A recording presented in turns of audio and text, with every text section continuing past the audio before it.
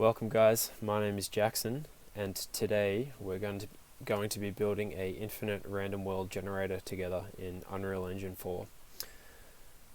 If you're at this video, you've probably already seen a demo or a trailer or some sort of introduction, so you already know what you're in for.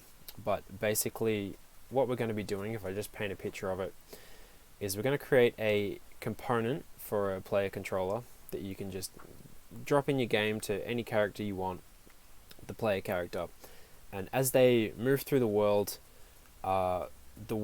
streams in front of them and disappears behind them. So what you get, with a really large render range around the player, is the sensation of the player moving through a world that goes on forever. You can't have an actual infinite world loaded into a game all the time because it takes too much memory for your computer. But what you can do is what I just said, is you can load levels as the player moves and unload levels as the player moves and give them the illusion of the world being infinite by shifting the world with the player. So that's what we're going to be building today, and it's actually quite simple if you know what you're doing, and I'm going to show you how to do that today. So just to sort of lay out how this is going to work, I've written some notes here which are up on the screen right now. I call this pseudocode, so it's like a sort of skeleton plan of how you're going to do the logic. It's the logic before you actually do the actual programming. But before I run through that, let me just show you, so I've just got two pictures here, okay, which I'm just going to show you to sort of demonstrate what we're doing. Imagine the player at the center of this grid, right, at coordinates 0, 0, and you've got an axis this way, which could be your x-axis, and an axis this way, which is your y-axis. What we're doing when we're generating an infinite world is, as the player is moving through the world, we're generating a grid of tiles around the player at some render range. So say you've got a render range of 3 units. Your player is here at the center. What we're going to be doing is generating tiles up to 3 there, and across to 3 here, if you can see the magnifying glass as my cursor, right? So if you follow my eye, right, it's a 3 by 3 grid around the player, like that. And then as the player moves up to, say, this coordinate up here at 1 on the y and 0 on the x, we're going to generate that same 3 by 3 grid, but now it's going to be translated up here, right? So around like that. It's going to go from something like that anyway, up to +4 and -2. And so as the player moves through the world, their coordinates are going to be changing, which, these distances might be like 10,000 units apart in Unreal units, but on our coordinate grid it's 1, 2, 3, etc. These refer to the tiles, right? So inside each of these tiles you can have any combination of actors, any static meshes, blueprints, characters, houses, NPCs, like fucking anything, and you can rotate the tiles randomly as you want. And as the player moves through the game, these are all being spawned, and they're being generated from a seed as well, so that we can regenerate the same map every time that they play, right? And one other thing that I'll show you is just this unit circle picture. So rather than generating in a square, where the ones in the corner are a lot further away than the ones, right here at the perpendicular thing to the edge, whatever you'd call that, we're generating it in a sphere as well. So what we do is, each time we generate a tile, is we're just checking if they're inside this spherical radius. So all the tiles are equal distance apart. So this is sort of like an image of how that's going to look. We're going to be generating all these tiles on the edge that are inside the circle, and just ignoring the ones that are on the outside. So that paints a picture. Let me just quickly run through this pseudocode here, and then we'll crack into it and we'll get going. But basically we're going to do this in a component, so that we can add this to any player controller and you can migrate it across games and things like that, and you don't have a bunch of code that you need to copy and paste, or anything that's going to be difficult to transfer from project to project. This will be a reusable thing. We get the player's position, divide it by the grid size, right, so that we can map their position onto this coordinate grid. Oops. Oh boy, what have I done? Let's just move that across. Just give me 1 second. map their coordinates, map their position onto this coordinate grid, okay? And then we're going to check whenever their coordinates change, and that's when we're going to trigger an update event, which is going to load new tiles, unload the old tiles, alright? So that's the first bit. Monitor the player position, or get player position. All these are written out pretty messy, but I'll explain it as we go. So, unload old tiles, we'll do that in a second. Load new tiles. Basically, we generate a grid. We're using streaming levels, okay? You know what? I don't even know if I'll go through this. I think we should just build it. I mean, the logic it already makes sense, right? As you move through the game, you generate a new grid of tiles, and then we just spawn streaming levels at each of the tiles and unload the ones that are irrelevant, that are too far away. And then, you know what, we'll iron out the details as we go through this, because there's a few little wrinkles, like when you want the player to spawn, how to get it to work using a seed, how to have different tile probabilities, and how to rotate your levels, and how to load them smoothly and things like that, and which nodes to use. So you know what, I think we might just get into it, and we probably should, because we're already about 6 minutes in. But yeah, alright, let's just do that. Let me just, can I just dock you down there so that you're not taking up the screen and I can still look at the notes.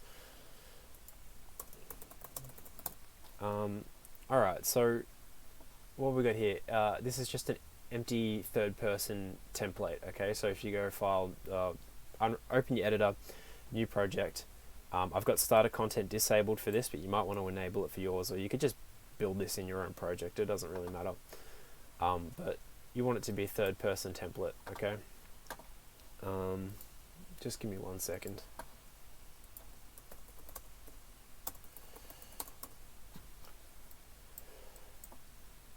Okay, so in the content browser, actually I might just click this little resources panel down there just so I can see the hierarchy a little bit better. Now I'm going to right click and go new folder and just call this random or endless world. Okay. Now we're going to create a new blueprint class. This is going to be an actor component, and I'm just going to call this endless world component. Okay. Now this is where we're going to be doing all of our logic. It's inside of this thing here, and this is going to be used by our player controller, and I'll explain all of this as we go. But for now, to just check that everything's working, by default, if this is a third person template, if you go over to world settings, you'll have no game mode override. But if you click on third person game mode, which is the one that you're using by default, you can check that up in the thing over there. It starts with just the player controller, right? So that's where that's what we're gonna use here. So if I don't think I can have access to that, so I might just create a new player controller. Sorry if this isn't making sense just yet, just bear with me. We're going to create a new player controller and just call this my player controller. It's not necessarily an endless world player controller, because this is going to be able to work with any player controller. But there we go, that's the player controller, right? And now to get our character to use it, if we go to game mode override, third person game mode, and just change our player controller to my player controller. So now when we jump in the game, if I put a print string there, and just get it to say hello when the player controller begins play, and I click play, you can see hello up in the top left. So that's how we know that the player controller is working. Now, if we go add component, and we add our endless world component to our player controller, now we can do things in this player controller and have access to the endless world thing. So by building all of our logic in the endless world component, we can just add that to whatever our player controller is for our game, and then have that player controller be able to generate levels. So I might just delete everything inside the player controller there for now. I might even close that because I don't think we're going to use that, and we're going to do all our work in the endless world component. I just got to take a sip of water. Give me a sec.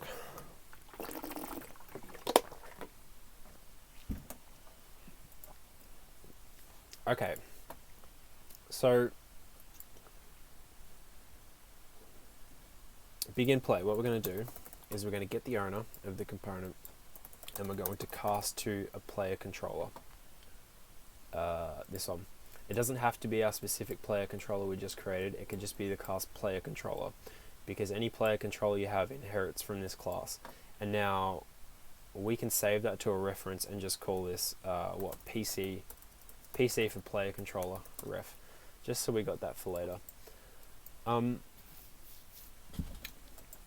you know what, we might have a custom event and just call this initialize endless world component. I don't actually know 100% how I'm going to do this yet. I'm sort of going to be freestyling this as we go, so bear with me.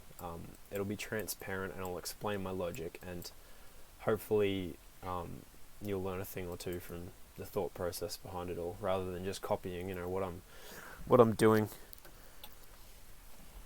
And if you've got any questions about any of this, by the way, I'm assuming I'm going to upload this on YouTube as an unlisted video, so drop them in the comments below that, and that'll be a little private forum for everybody who, you know, might be struggling to make sense of anything that's going on here. If you have problems or bugs or whatever, just drop them below the video and we can sort that out. Now, I'm going to have this as a custom event rather than begin play. So if I go into my player controller and we have event begin play, drag in our endless world component, control drag, and then just say initialize endless world component, and F7 to compile that, F7 to compile this, and then Control Shift S to save everything. Now we're initializing it. Cool. So we're getting the player controller reference, and let's also get the controlled pawn. This is the first thing that we're going to need, and we're going to save a reference to that, which will be controlled pawn ref. Okay, so that'll be our third person character. Now, what we're going to do is actually, whenever we initialize it, let's set a timer by event. Set timer by event. Okay, and then what we're going to be doing, actually, let me show you a neat little trick. This timer is going to be checking the player's coordinates every tick. Okay, so we want that to be looping. We want to set some tick value down here, so I might just set this coordinate check tick time. We're going to have a bunch of variables in here because this is going to be very malleable and toggleable. So let's actually have this let's have like a public variables section, and that's going to be the first thing in there, and I'm just going to set it to 0.1 by default. So we're going to be checking 10 times per second to see if the player has changed coordinates. You could do it world delta time, so every frame, but I'm not going to do that at the moment. And what we can do, if we drag off here and say create event, right, this is a neat little trick that I just learned the other day. I'm going to rename my custom event down here, and I'm going to call this monitor player pawn coordinates. Okay, and now if I just compile that with F7 and I click on select function, monitor player pawn coordinates. Okay, so what this is going to do is, as this is looping, this is going to loop every 10 times per second. It's going to be firing this event down here. Okay, so what we'll do is we'll grab our control pawn, the player pawn. We're going to get actor location. So this is where we're going to be mapping the player to the grid. So we'll divide that vector by a float, which will be tile size. Okay, so this is going to be the size of our grid, and then what we're going to do is we're going to maybe split the output of that, truncate it, so we chop off the decimal points, and we only want the x and y, but let's keep the z just in case you want to turn this into a 3D streaming thing in the future, and just say make int vector, and this is going to be saved as our player coordinates. Yep, and then we can probably promote that to a variable, which can then be called current player not position, coordinates, because I'll use the word position to refer to vectors. Okay. Monitor player coordinates. Now, before we set that, we're going to get this every frame. And I might just add a reroute node off of that and just collapse this to a function which will just be called get player pawn coordinates. And that can be a pure function, and that can just sit there like that. Now every tick, we're going to do that, and we're going to, can we check if int vectors are equal? We can't, so we're going to need to create a new function. Okay. Because what we're going to do is we're going to check if the player pawn coordinates right now are equal to the current player pawn coordinates. So whenever they change, we'll be able to fire an event. So we're just going to need to split this here. We're going to need to compare these two vectors. So we're going to check if this is equal, if this is equal, and if this is equal. So x is equal to x, y is equal to y, z is equal to z. And then we're going to have and booleans down like this. So they all need to be satisfied, they all need to be equal. And then I'm going to add a reroute node off there. And then I am going to, you know what I'm going to do actually, let's delete that, disconnect that, recombine that, break this, and then reconnect it like this. Okay, so now what we're going to do is we're going to collapse all of this to a new function, say r coordinates equal, question mark. And now that can be another pure function, int vector 1, int vector 2, return value.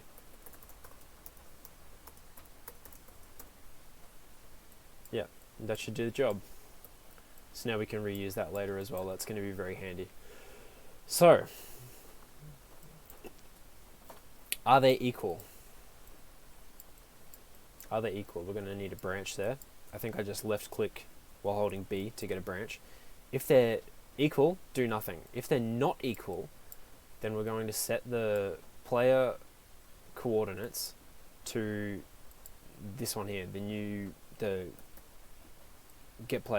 get player pawn coordinates, right? So say the player starts at 0, 0, 0, and then they move to 1, 0, 0.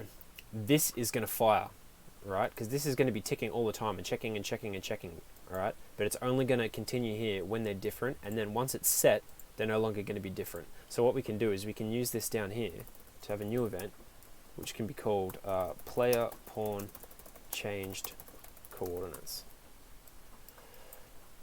And then we can go player pawn changed coordinates, just like that. And that's pretty good so far. So let's just comment the start up here and just call this initialize. Monitor player coordinates, and then we'll give this a name in a second when we know what we're doing.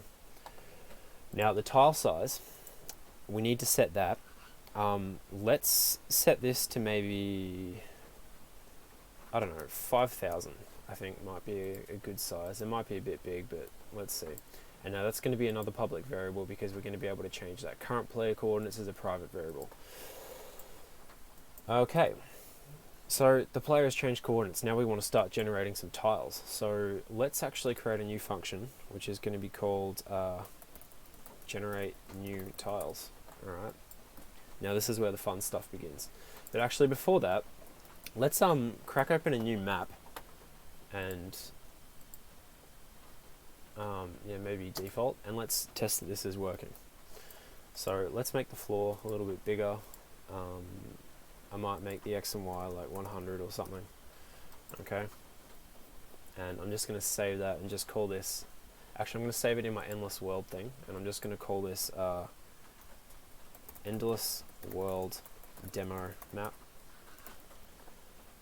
And we have a player start in the middle, so if I jump in, it's going to initialize, and it's going to be doing the tick, and then it's going to be checking if the coordinates have changed. So let's have a print string down here. Whenever the coordinates change, let's just print the new coordinates, okay? So we're starting at 0, 0, 0. I think 5,000 might be a bit too big. We're probably going to be running forever.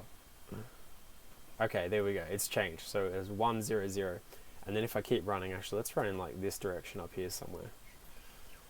So this is monitoring our coordinates, and we can use this to stream the tiles in and out. There we go. 1 on the X and 1 on the Y. And if we kick on this way, we got 2 on the X and 1 on the Y, right? Beautiful. So that's working.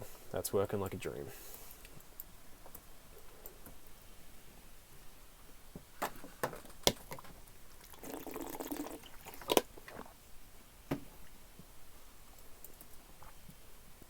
Okay.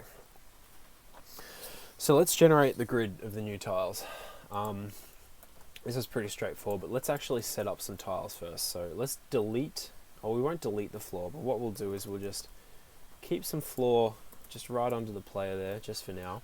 And I am going to change the tile size. I'm going to reduce that to maybe, what, 1,000 maybe? Well, actually, let's keep it at 5,000 and just bump up our character movement. Let's do that, because he moves so slow. So I'm just going to go to our player, what is it, third person character or something? Third person character. I'm just going to make him move quicker. So max acceleration, I'm going to bump up to 10,000. And his walk speed, I'm just going to make like 2,000. Just so we can fly through the map. Yeah. Cool. I think that's better. Now. Let's create some tiles. So let's put this in here. Generate new tiles. Let's this is where we're going to create the grid around the player, right? So the way that we create a grid is we use for loops. So if you right click and type in for loop, copy that. Actually, you know what, before you copy that, we're going to need a new variable. Let's call this render range. Render range in tiles, okay? Render range in num tiles. So this is going to be the number of tiles that we're going to render in the circle, okay? So if the player looks out in any direction, there's going to be X number of tiles between them and the edge of the map. So by default, let's set that to like 5. And what we're going to do is have the last index be the number of tiles, the first index be negative that number of tiles. So if I multiply that by an integer and multiply that by -1, right? So that'll be first like that. So we're going to be generating a grid, this number back and this number forwards in the X direction for this one, right? So that'll be the X direction. And then what I want to do is I want to copy that and do the exact same thing for the Y direction. So we're generating not only along the X axis, but along the Y axis. And you could do this for the Z axis as well, if you wanted to have 3D movement. I haven't done that yet, so I'm not going to try and do that on the camera. But that should be doing the trick. So now what we want to do, let me just have a look.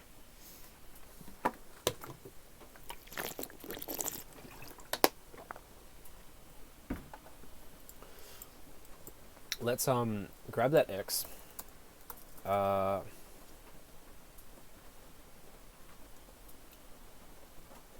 Let's grab that X, make a reroute node, and we'll grab the Y and get a reroute node, and we might convert this to a world position.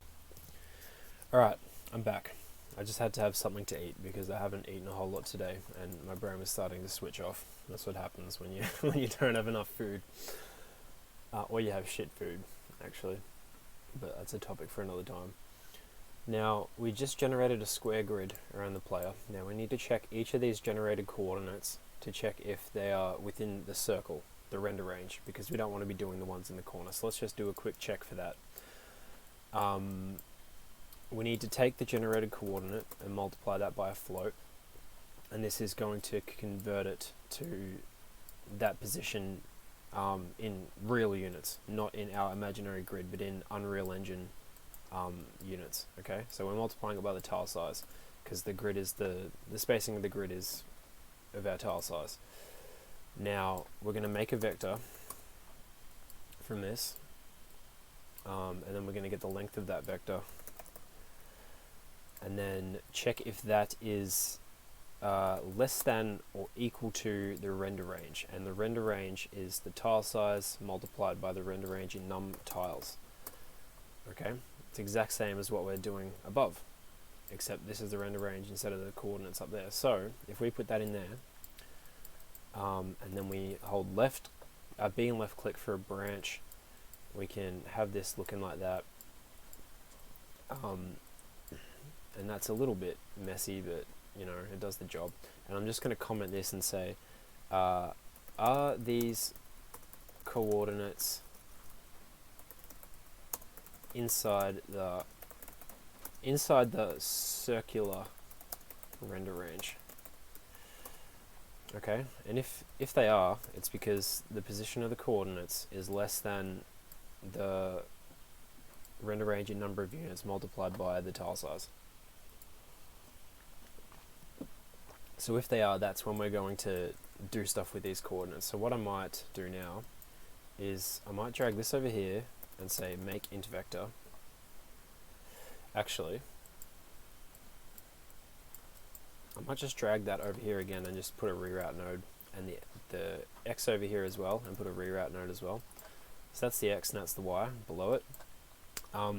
These values right now are just between negative render range to render range. Okay, so the 0 is right in the center. What we want to do is we want to convert these to the actual world coordinates of the player wherever they are on the grid. So at the moment it's just 0 based. It's around 0 as the origin. We want the player to be the origin. So what we need to do is if we grab our player coordinates and we break that, we're going to add x to x, int plus integer. Oh god, I'm making a good old mess here, aren't I? I'm making a mess. X to x and y to y, and if you had z, you'd have z to z, and then we're going to make an int vector, and the output of that, well, that can go in there like that, even though we're not using the z, so it doesn't really matter. But and then what we're going to do is we're going to promote that to a local variable, which will be called current tile coordinate in world space. Okay, and we can just leave that like that, I suppose. And then this is the value that we're going to be using later on to spawn the tiles and the transforms and things like that. So if we just comment everything, see, this is going to be called generate square grid, cut grid into circle, right? So this step here, just so that we're clear, if I, sorry, just give me a second. If I drag up this old picture again, this second step is cutting a grid. So if you imagine a grid along there like that, where instead of 1 on these axes, that's your render range, whatever value you have, what we're doing is we're cutting this grid into a circle, okay? Where from the center to the edge of the circle is the render range multiplied by the tile size. Okay, so I'm just going to drop that down here again.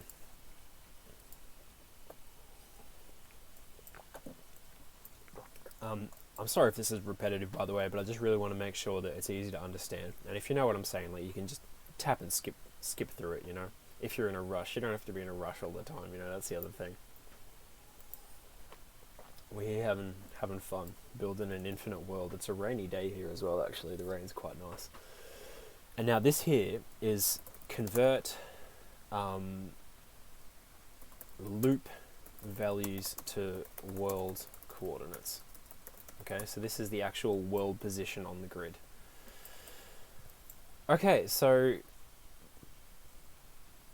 if they are in the render range, we're going to save those coordinates, and this is where we're going to actually spawn some tiles. So what we'll need is we'll grab this value now, and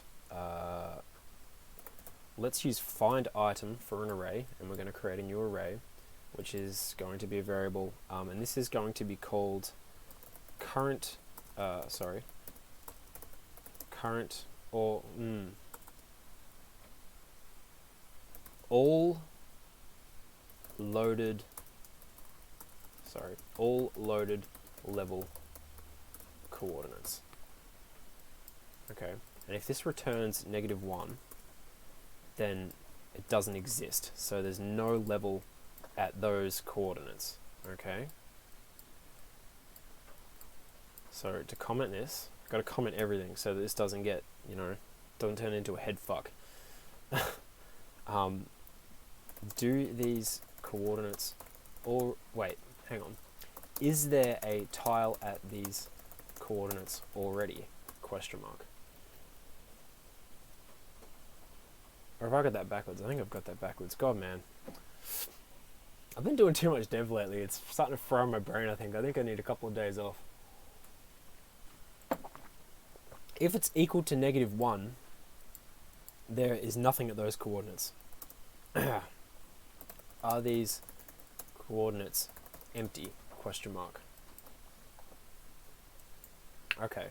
Now, if it's true, then we're going to create an instance. Actually, no, we can't do that. What we need to do is we need to get, streaming level, I think is the node that we want. Get streaming level, yeah. Get streaming level, and this is where we actually create the level. So we create an instance like that, and then plug that into there, okay? Now, the unique instance name is going to be the current tile coordinates in world space. Can we just convert that to there? I think we can. That's pretty cool. This needs to be unique. If this isn't unique for every single instance, it won't create it. So you need to have something like this, the coordinates in world space, so that it's always unique. Now, we actually need to give it a level name. So this is where we actually create some streaming levels over here. So if you go up into your levels tab, I don't know if you'll have your editor set up the same way as me, but I think if you go to window and click levels, you should get a tab like this, and it'll appear somewhere, but this is the one you want. It'll have persistent level. You want to say create new, empty level, because you don't want anything in it, endless world, and I might just create a new folder in here and just call this maps. Okay, and I'm just going to call this test01. Alright, now our tile size is 5,000 units, so let's hide our persistent world, and this is just what our test one looks like. So let's just drag in a good old cube, set it to the center like that. Now I believe this is 100 units across, so if I set that to 50 times 100, is that 5,000? I think that's 5,000. My brain stopped being able to do math the second I left uni. You can measure across like that, so if that's 2,500. Okay, so the way that I did that was I just pressed Alt J to go to this top view, and then if you hold the middle mouse button, you can measure distances. Yeah, so that's 5,000 units across. Now I might just put you at oh no, we'll leave you at 0. That's fine. It's got to be right in the center. Now, if I were to make a few copies of this, so if I were to say, can I just save you as? Is that a thing? Save as, yeah, okay. And then we had test 2, and maybe we could have test 3. 3 tiles will probably do for now, and we could probably pimp this out later if we wanted to, but let's go ahead and add those in now that I've created them, like that.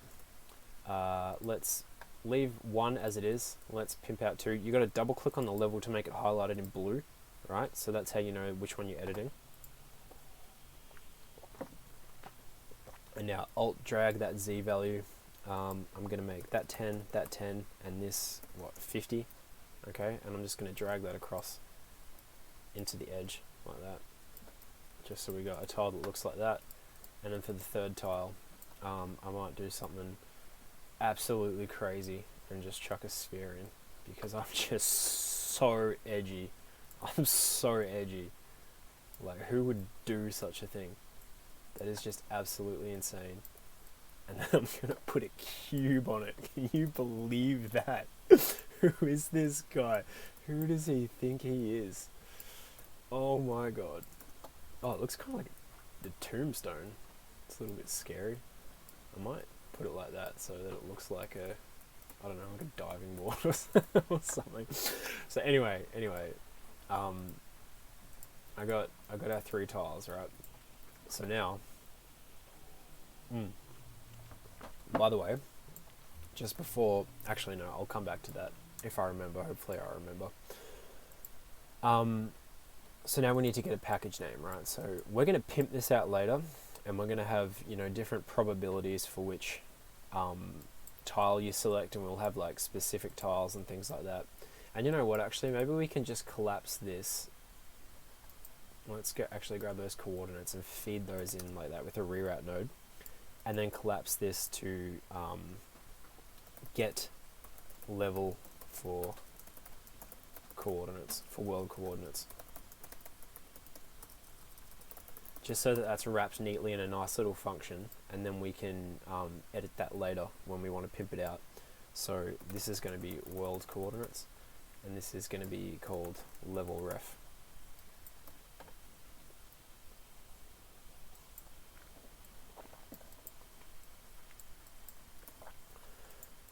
Okay, now inside of our get level for world coordinates, we've got our world coordinates there.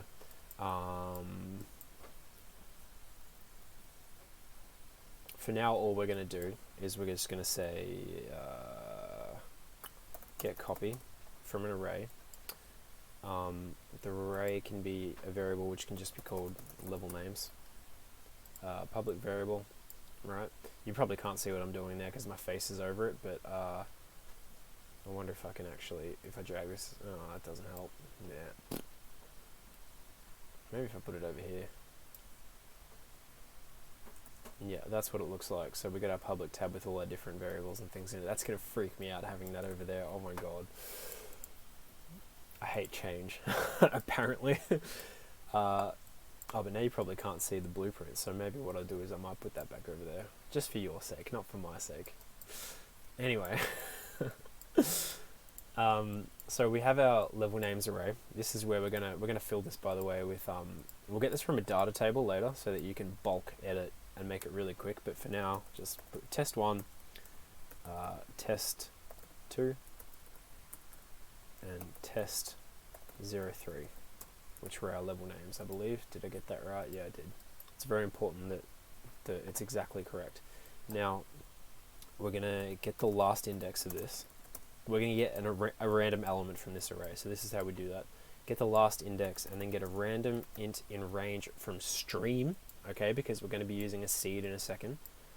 And it's getting a random element between 0 and the last index, okay, so that's getting a random name. Now, let's promote a variable to this stream and just call this random stream. And so at the moment, as long as we've got that there, this is going to get the same sequence of tiles every single time you generate the map. So let me show you what that looks like, and then I'll show you how we can change the seed in just a moment. Let's just check that everything's set up. I think this should work, actually. So as we move through the game, this should generate tiles, actually. Fingers crossed. Okay, so we're in the game, and I might just I might go new editor window like that. Now, so we have a problem, right? And that's because we need to generate the tiles on begin play. So when this is initialized, right up here, this is initialized at begin play of the player controller. We're setting the timer, which is checking for the coordinates. But as soon as we set the timer, let's also run this player pawn has changed coordinates, because we want to initialize the level. Player pawn changed coordinates. So as soon as it begins, it'll generate those tiles that we wanted. No, it won't. Wonder why. Did I make a boo-boo? I think I made a boo-boo because the render range, no, the render range is fine. let me go through all of this and see what the hell's going on. Have I got you around the right way? Yeah, I've got you around the right way.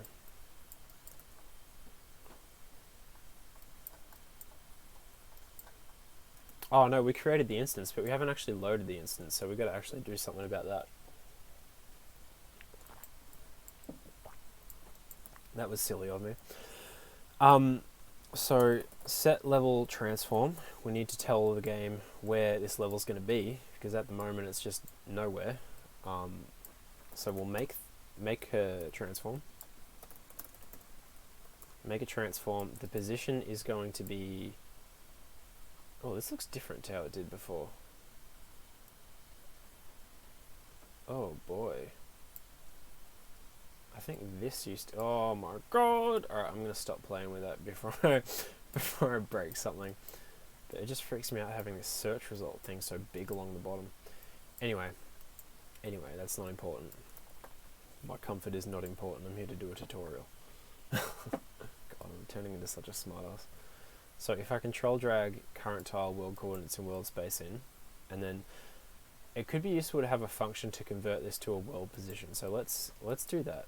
Let's put a reroute node there, a reroute node there, and then collapse this to a function. And this is going to be called convert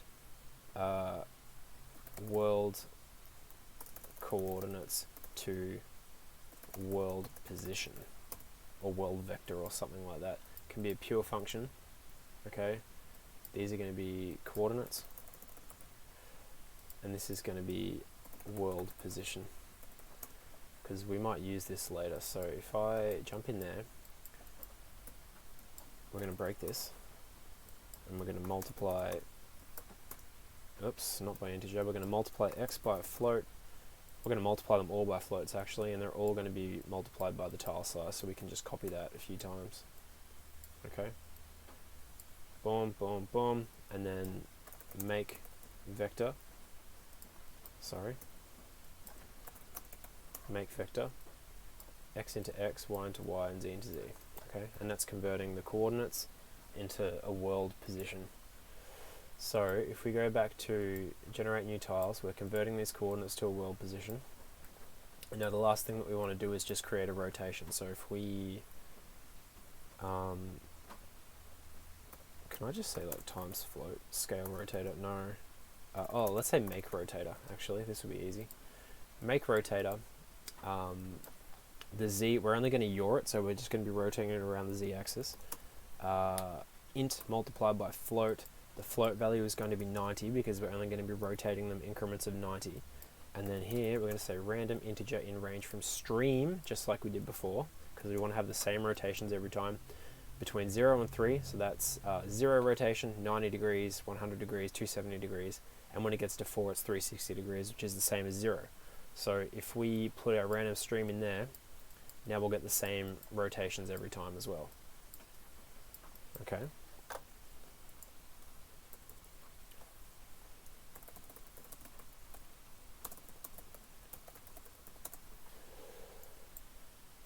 So that should be putting them in the correct place. Now the next thing that we need to do is say set block on load and set block on unload.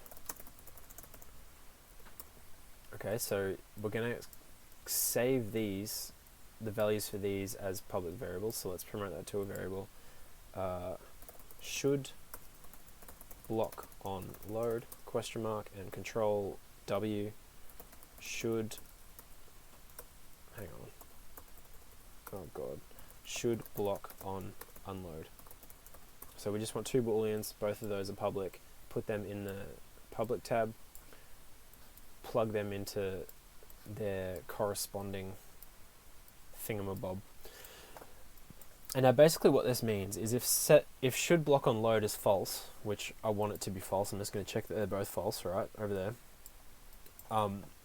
What that'll do is if you load, say like 20 of these at once in a single frame, you can keep playing the game, and what it'll do is it'll load one per frame, I think. That's what it looks like to me. I'm not actually sure how it works, but basically if you have it set to false, you can load an insane amount these, and it won't cause the game to like freeze and you know, cause a massive frame rate drop while it's trying to load everything.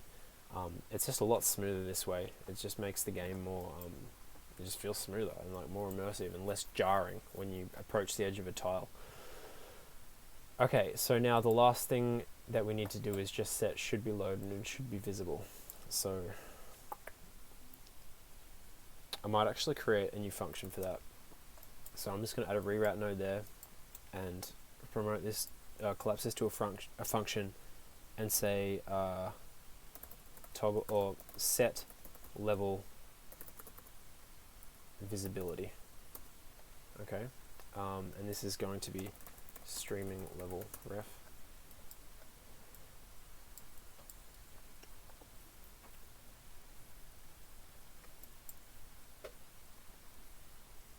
Yeah, look, it doesn't really matter how we do this. Let's just put that in there like that, and then let's just say set should be loaded to true, and set should be visible to also true. Tick both of those.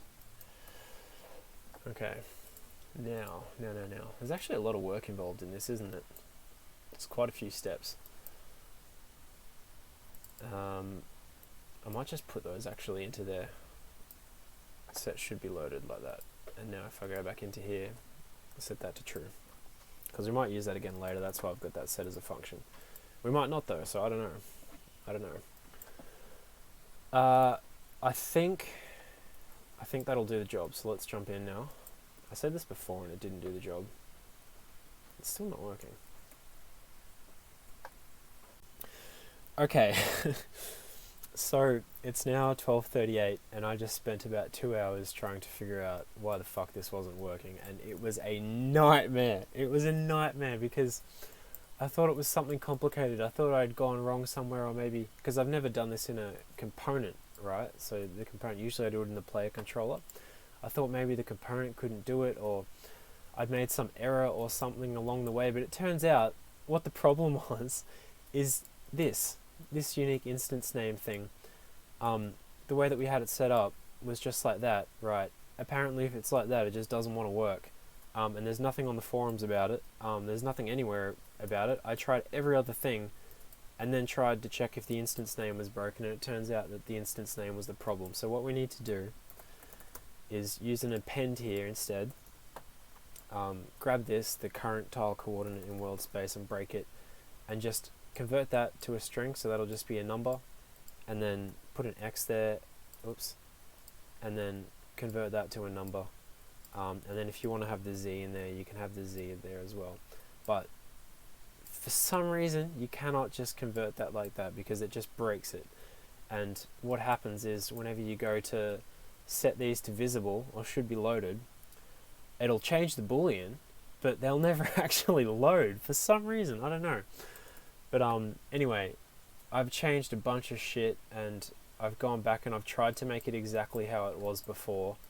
So all of this I think is the same. All the functions are the same. I think the only thing that you need to change is just that. But if anything doesn't make sense, just drop me a comment and I'll point you guys in the right direction and put up screenshots or whatever, because I can't really remember what I've changed because it's been so long. But anyway, so where the hell were we at? God damn.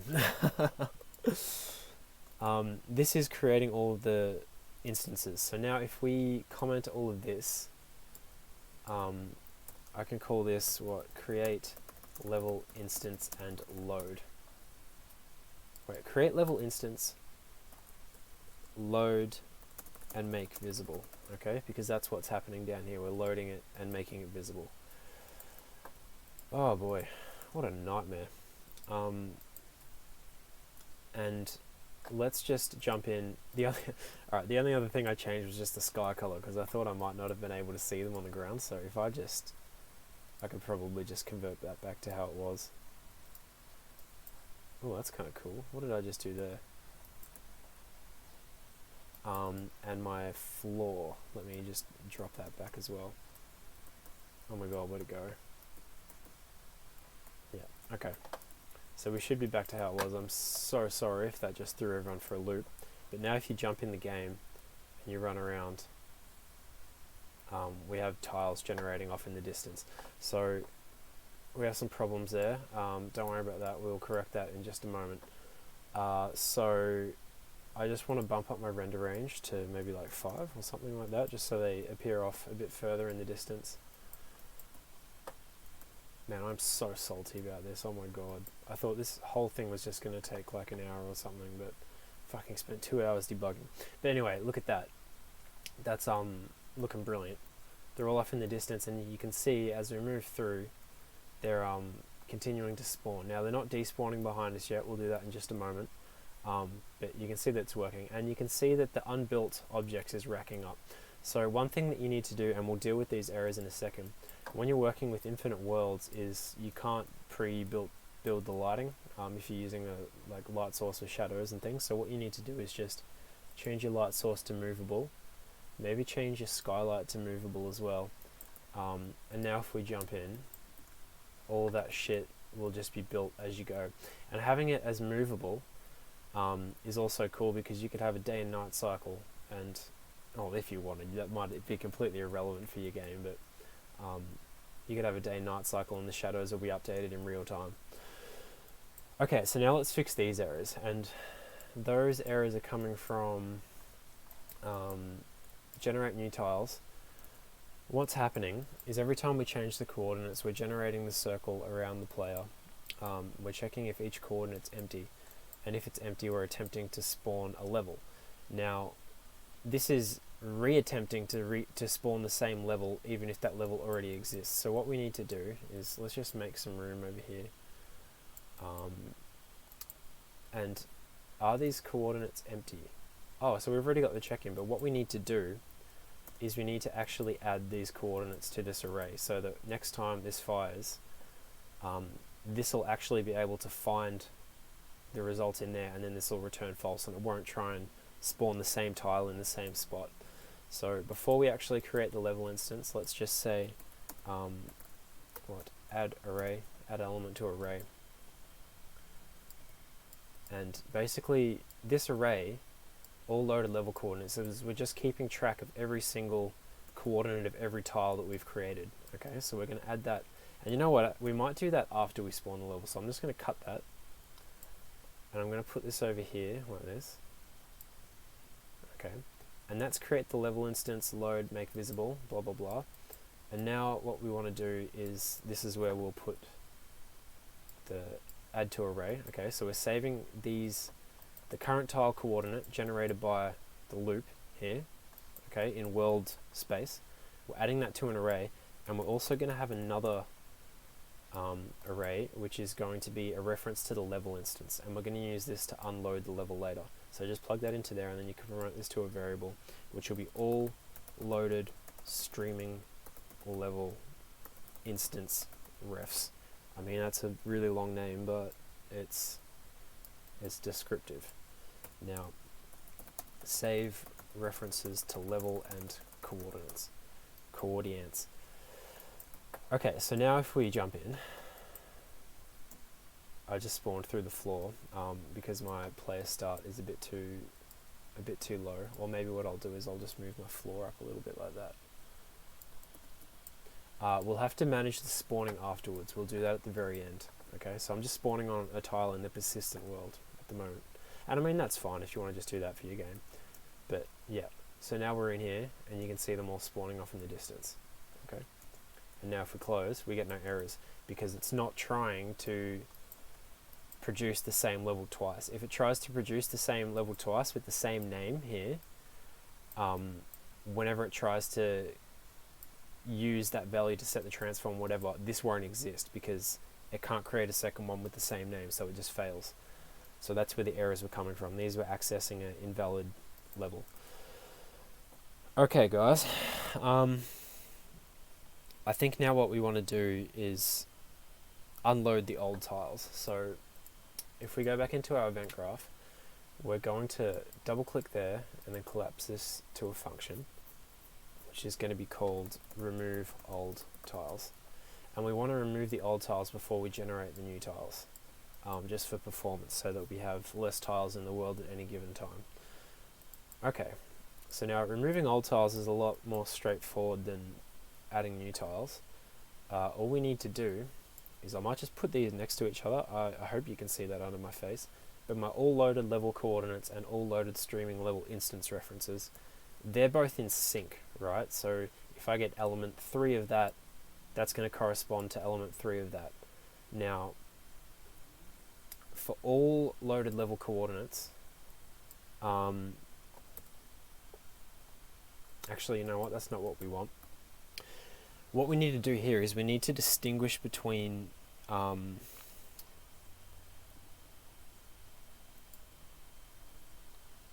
the levels that exist and the loaded levels. Okay, so if we go back to generate our generate new tiles thing, right?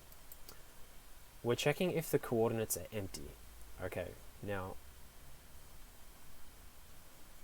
if the coordinates are empty, that means no streaming level in that position exists at all. Okay, but we also need to alright, I'm going to take a break and then I'm going to think about how to word this and then I'll come back.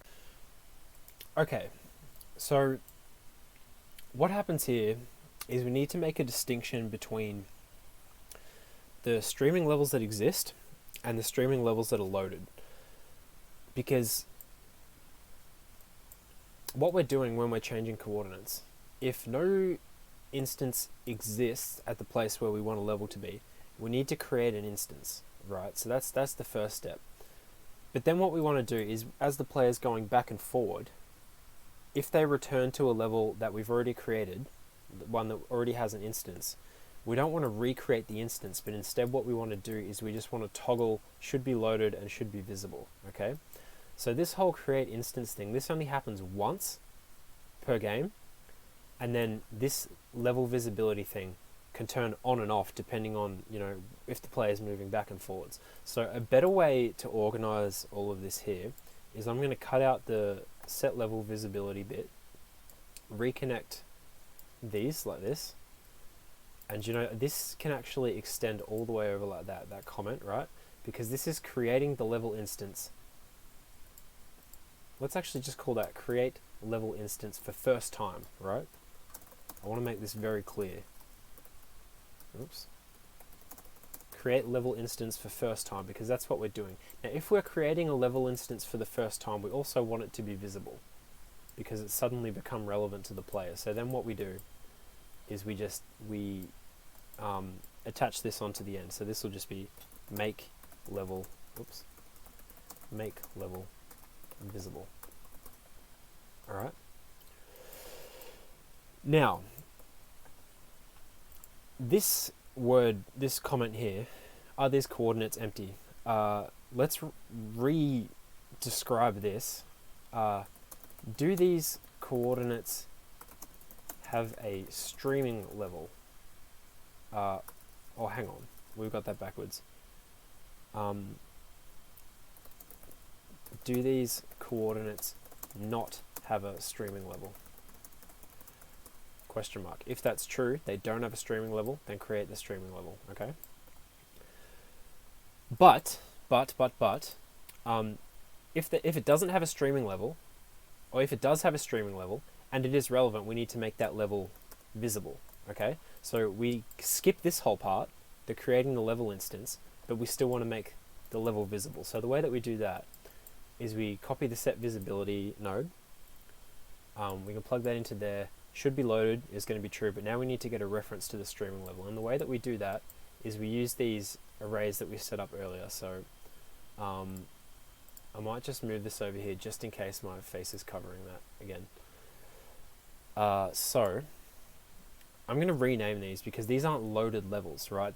The term loaded refers to it actually being loaded. Should be loaded is set to true, it should be visible is set to true, okay? But oh, I've lost it. What these are referring to is the existing level references. So I'm going to rename it and call it all existing streaming level refs. And then I'm going to rename the other one as well and call that all existing streaming level coordinates. Okay, just because they're existing doesn't mean they're necessarily loaded or visible, right? So now what we do, and I'm gonna put this back over on the left now just so I can work and not go crazy. If we already have a streaming level for these coordinates, then we're gonna find item inside of our coordinates array, and the item that we're going to find is the current tile coordinate in world space, because we want to find the index of the coordinates. All right, and then what we're going to use is we're going to use that index to find the corresponding streaming level reference. Hopefully that makes sense, and then we can plug that into there like that.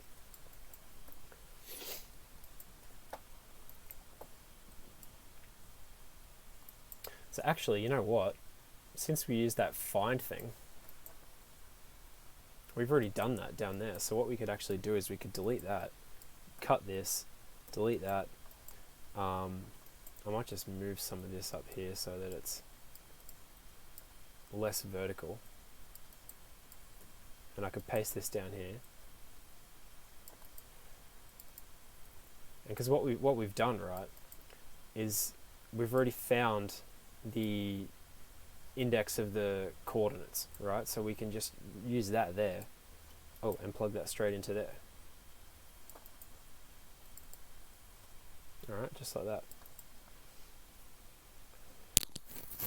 And I'm going to comment this and say make instance, or load and make visible.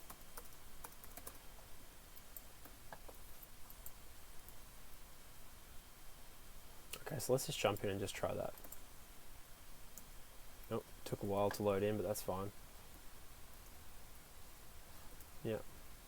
Oh, well anyway, we're not going to be able to see much, so let's just not worry about that. Let's work on removing the old tiles. The reason that we wanted to do that, which I forgot about, but now I'm getting back to it, is when we set the level visibility, we want to keep a list of all of the streaming level coordinates and all the streaming level references that are loaded, or maybe even just the streaming level coordinates that are loaded. So what we might do is whenever we set a level visibility, let's drag in this, get a copy, promote that to a variable, and just call this all loaded level coordinates. Okay, I don't actually think I need that. Let's just roll with that. Okay, so it's an int vector of type array. God, I could have just created a new variable, but anyway.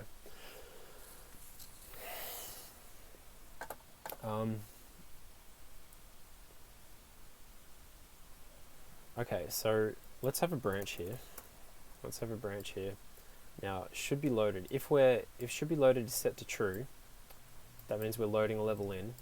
We want to add that level to this array. Okay, so we can plug in that up to there, which is going to be level world coordinates.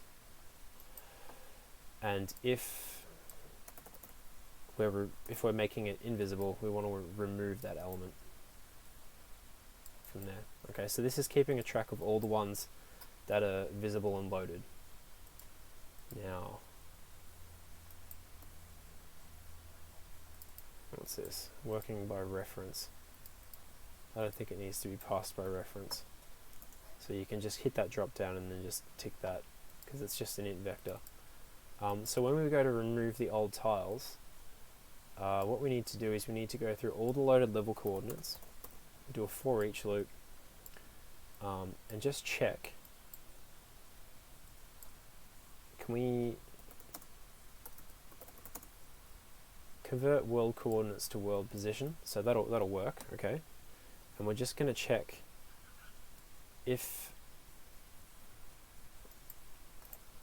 the controlled pawn, get controlled pawn, get actor location, the distance from, let's use a distance vector. If the distance from the world position of the loaded coordinate to the world position of the player is greater than the render range, which is our value here multiplied by our tile size, our render range multiplied by our tile size. If the distance is greater than the render range, then we want to unload the tile. Okay, so that's where we unload. If it's not, I suppose we could probably just do nothing. I didn't need to write that there, but my brain's getting a little bit cuckoo at the moment. I want to make sure that I don't make any more mistakes. So when we want to unload the tile, all we want to do is just set level visibility like that, and the streaming level reference in the world coordinates.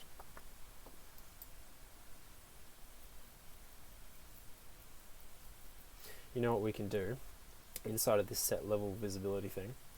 We can break that because we don't need that, and instead the level world coordinates we can find item inside of the all existing level coordinates thingamabob, and then what we can do is we can get a copy from here like that and then plug that into there. So if I were to comment this, I could say get streaming level reference from world coordinates, and then this is set visibility, and then add or remove coordinates from loaded level array. Okay, so now if we go back into our generate new tiles, we don't actually have the streaming level reference plugged into here anymore because we don't need it. All we need is the new coordinates. So if we grab the current tile coordinates in world space, our local variable inside our generate new tiles function, we can just plug that into there, and then that is going to look up which streaming level reference it's associated with inside of here. And now that's neater because when we, what's this for? Oh, we need to correct that over here as well. Yeah, so this whole check that we did before, where we found that thing and then used it to find the corresponding level here, we don't actually need to do that either anymore, because we can just chuck the coordinates in there and that'll automatically find the level instance. Now this is helpful for when we try to remove tiles, because we don't have access to which streaming level it is, but we do have access to the coordinates because the coordinates are here. These are the world space coordinates. All loaded level world coordinates, right? Well, I didn't use world back there, so maybe I don't even need world in there. We can just remember that these are always in world space, not relative to the player. So we don't actually need that, do we? All we need to do is just plug this into here. Yeah, because these are all the loaded ones, so this will look up which one of these, the streaming level coordinates, which index it is. So then it can set the visibility of the streaming level. So that should be loaded to false. Alright, that was a mouthful, and I don't know if that made any sense, but it should work. So let's just, I'm going to bump down the render range to maybe like 2, just so we can see a little clearer. And I'm just going to hit F7 to compile. My player controller seems to need to be saved as well. I could probably close that. And if we jump in, what have we got? Alright, so we have some tiles. We run through. New tiles are spawning in front of us. And they're despawning behind us. Oops, and I just ran into a wall. Yeah. Check that out. Okay. So there you go. That's a endless world already, basically. I might just go into our third person character just to give us a bit more view. I'm just going to change the camera boom length to, I don't know, like 1500. I mean, I could make him fly or something, but just so you can see a little better. So as we go, changing coordinates, it's not perfect. It looks like some of them are getting a little bit left behind, but that's alright. You can see them all loading in front of us and unloading behind us. And now, of course, we could change the render range to, I don't know, 10. And you could change this at runtime as well. Like if you had an option on your player HUD, you could change the render range, and you can see them all being loaded in. Block on load is set to false, so you can see them like going one by one by one. If block on load was set to true, it would pause the game and just load them all in. But having them stream in like this is good, because if you're just traveling through like this, and the ones off in the distance are really far away, like they're going to be spawning in one by one, but you're not going to be able to like watch them spawn. So what you end up with is you end up with a smoother gameplay, like the frame rate doesn't drop as bad, and you never notice that they're actually spawning in off in the distance. But and there you go, that's our random level.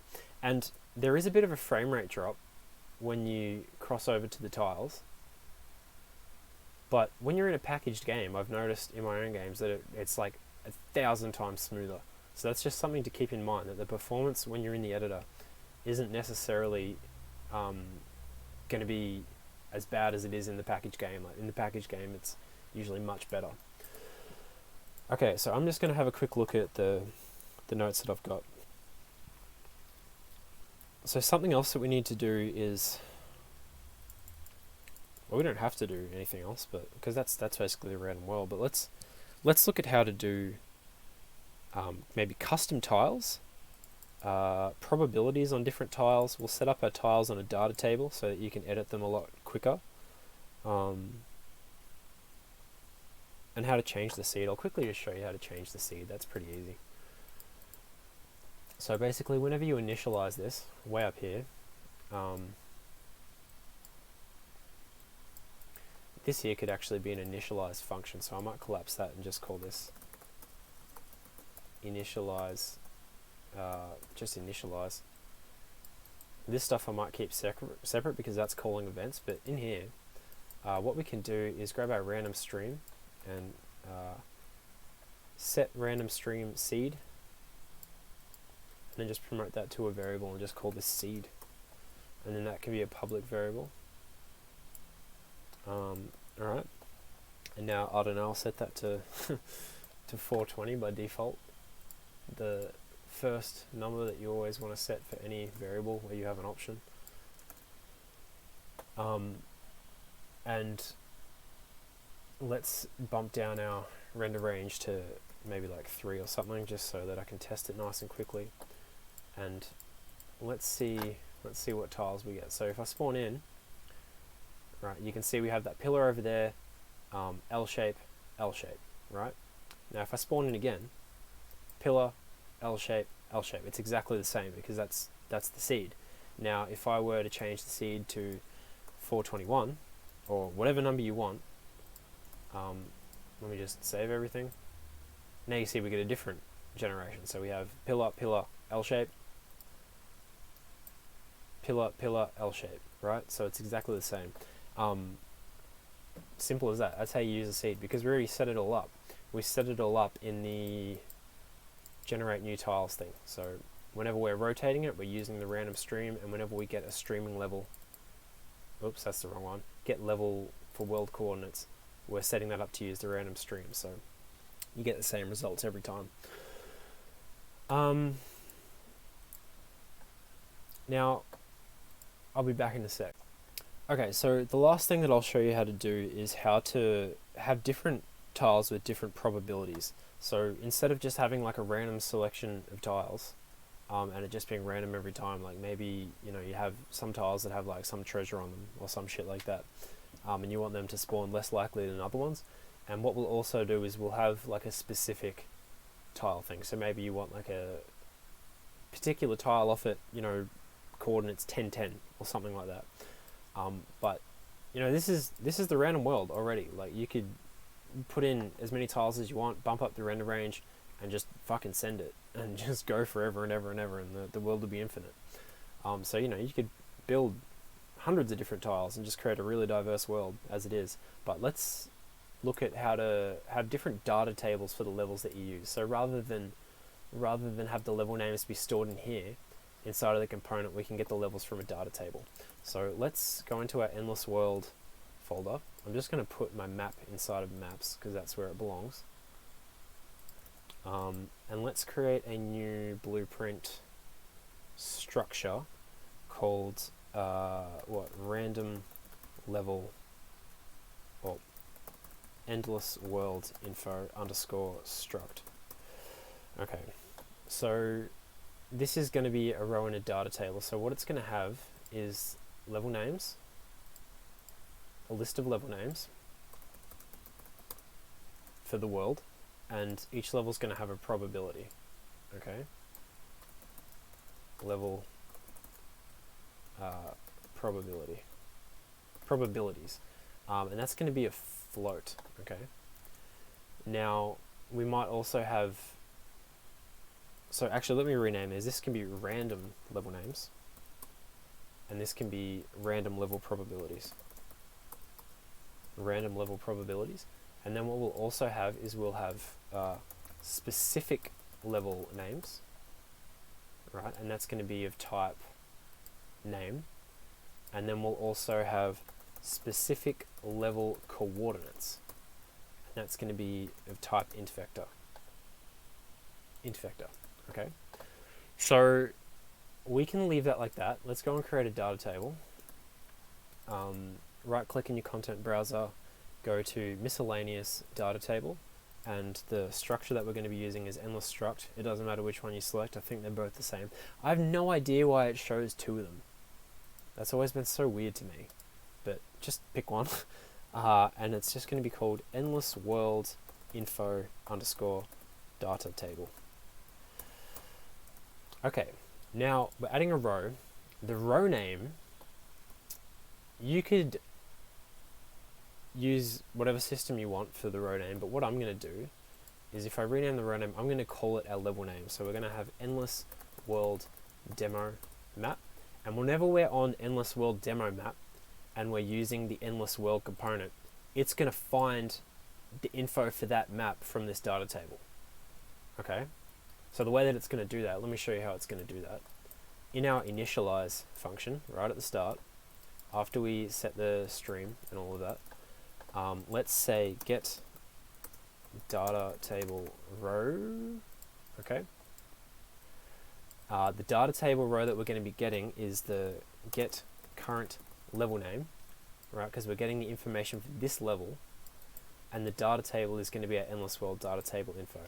And now what we have is we have this out structure, which has all of our information that we can use to generate the levels from. So let's save that, promote that to a variable, and call this endless world generation info. And we're done there. So that can just be, all this shit here can just be called setup references. This can be called setup seed, and this can be called get random gen settings. Alrighty, so now when we go to generate a new tile, God, we've done a lot of work today, haven't we? Look at all that. God, spaghetti. Inside get level for world coordinates, this is where we're going to select the appropriate level name. So this level names array that we had, that can just go now. We don't need that. See ya. We're not going to be using that anymore.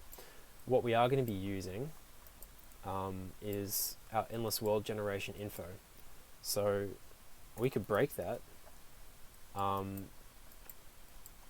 we could just plug random level names into there and use that as our level names, but we also want to have the probabilities come into play. So the way that we're going to do that is we're going to say, I could just copy this here, right? I'll copy that, put that into there, put that into there. We are getting, actually, we're not doing that. What we're going to do is we're going to just get the index, okay? And we're going to get this from a random stream. So if I promote that to a local variable and just call this provisional provisional index.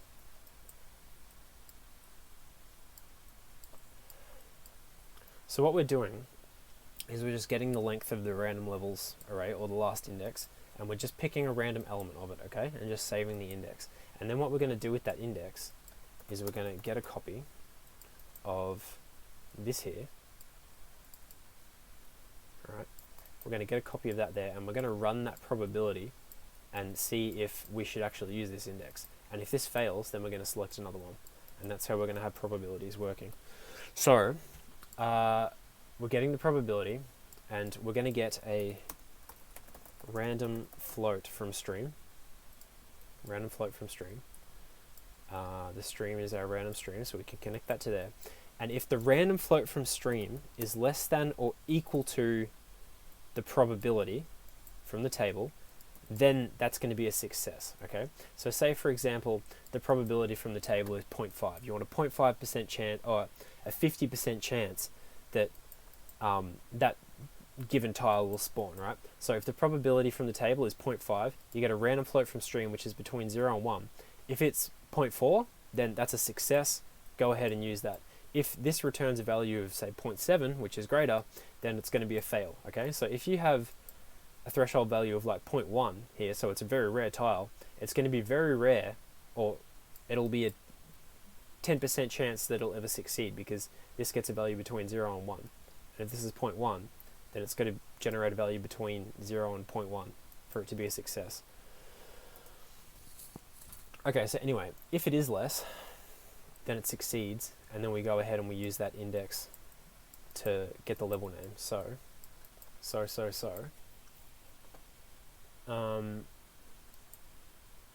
If it fails, just go back into there like that and get a new index, okay?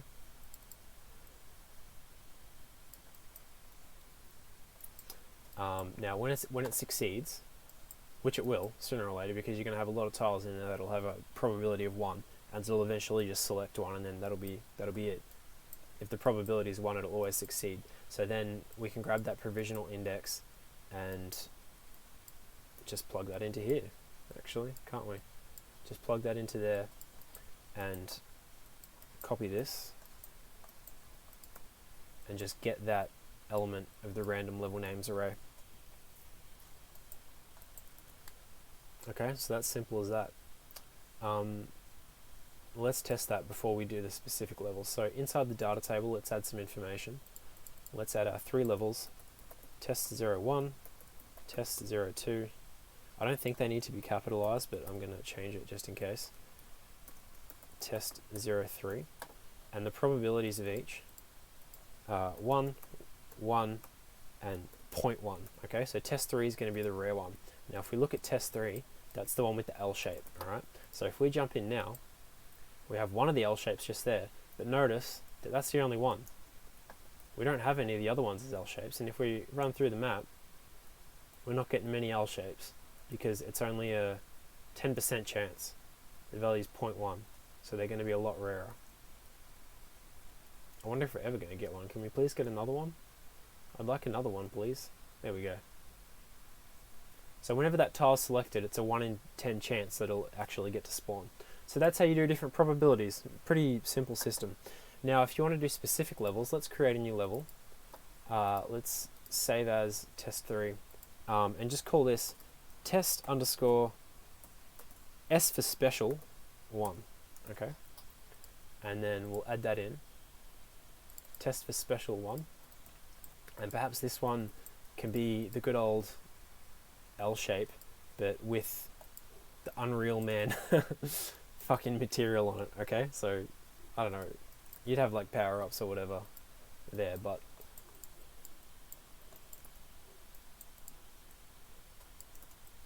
God, my neighbour's barking, and it's so fucking loud. God. It just does this for hours in the backyard. Anyway.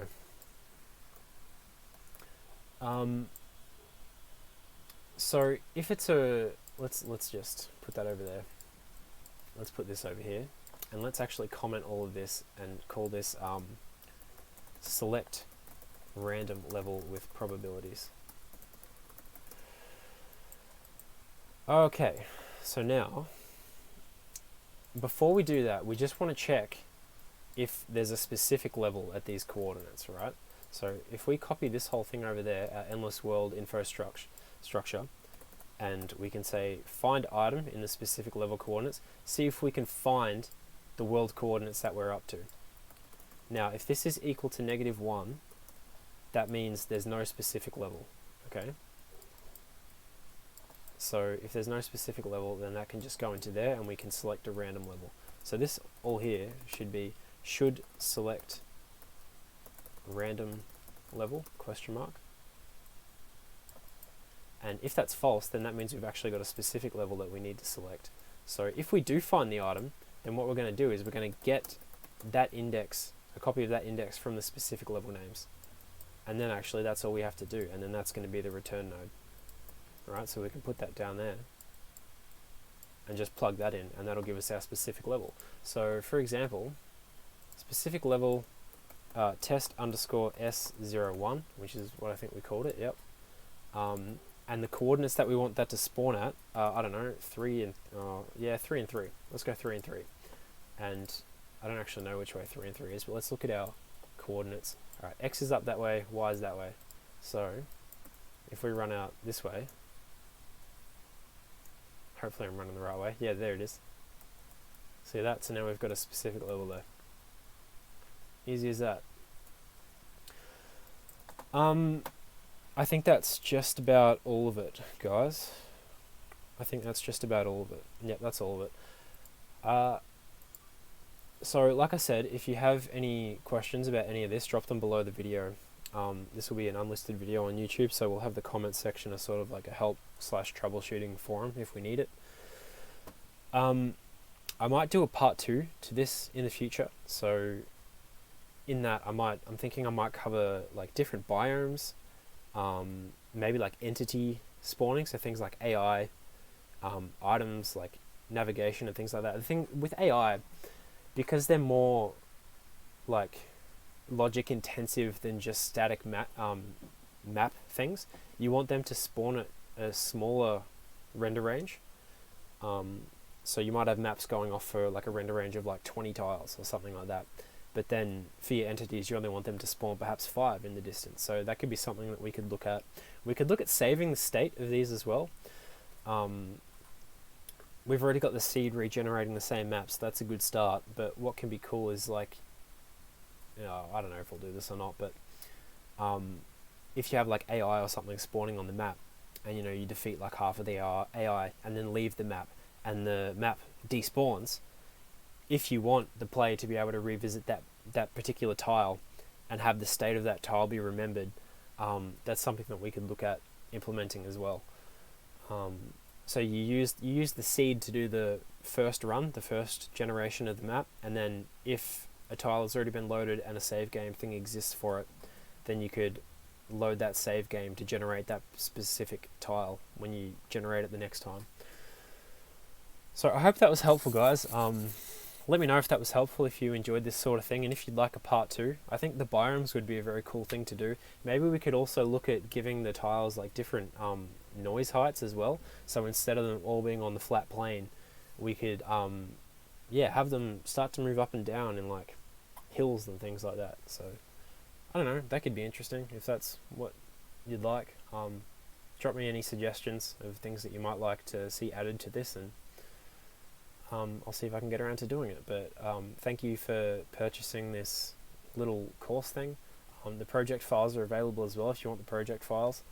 But by this point, if you've gone through the whole tutorial, you won't need the project files because you would have already built it yourself. So props to you, you've done well. But I'm going to leave that there, guys. So again, thank you, and I hope that was helpful. And if you've got questions, drop them below, and I will see you next time. Catch you later.